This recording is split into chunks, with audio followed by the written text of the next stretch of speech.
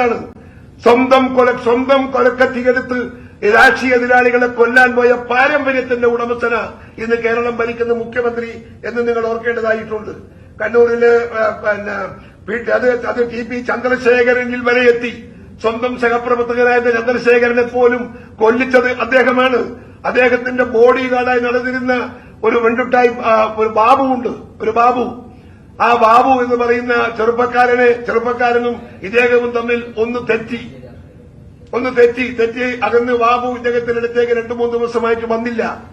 അദ്ദേഹം അവനെ ശത്രുപക്ഷത്തേക്ക് പ്രഖ്യാപിച്ചു കടന്നായി. എന്നിട്ട് 10-25 ദിവസമാകുമ്പോഴത്തേക്ക് ഒരു ദിവസം ഒരു ക്രിമിനൽ കേസിനകത്ത് വക്കീലിനെ കാണാൻ തലശ്ശേരി ചിറക്കര പോകുമ്പോ ആ ചിറക്കരയിലെ ഒരു ജംഗ്ഷനിലിട്ട് CPMന്റെ ഗുണ്ടകളെ വെച്ച് ആ ബാബുവിനെ വെട്ടിക്കൊന്നു. കൊല്ലട്ടെ, ഒരാളെ കൊന്നു.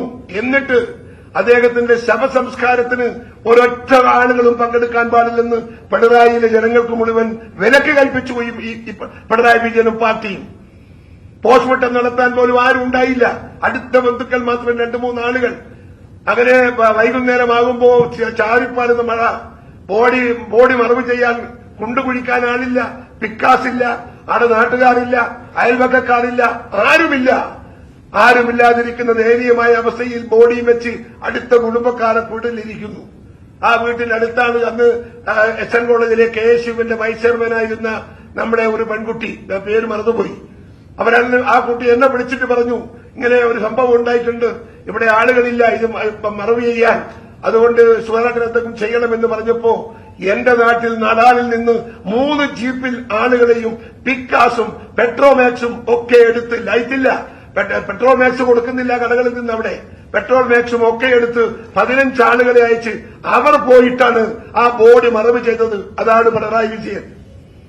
കൊല്ലുക മാത്രമല്ല, അത് മറവ് ചെയ്യാൻ പോലും സമ്മതിക്കാത്ത ക്രൂരതയുടെ പര്യായം. അത്ര വികൃതമാണ് പിണറായി വിജയൻ എന്ന് പറയുന്ന രാഷ്ട്രീയ നേതാവിന്റെ മുഖമെന്ന് നിങ്ങൾ ഓർക്കണം. പിണറായി വിജയൻ ഒരു കൊലയാളിയാണെന്നും മനസ്സാണ് ഇയാൾക്കുള്ളതെന്ന് ഞാൻ എത്രയോ കാലമായി പറയുന്നു.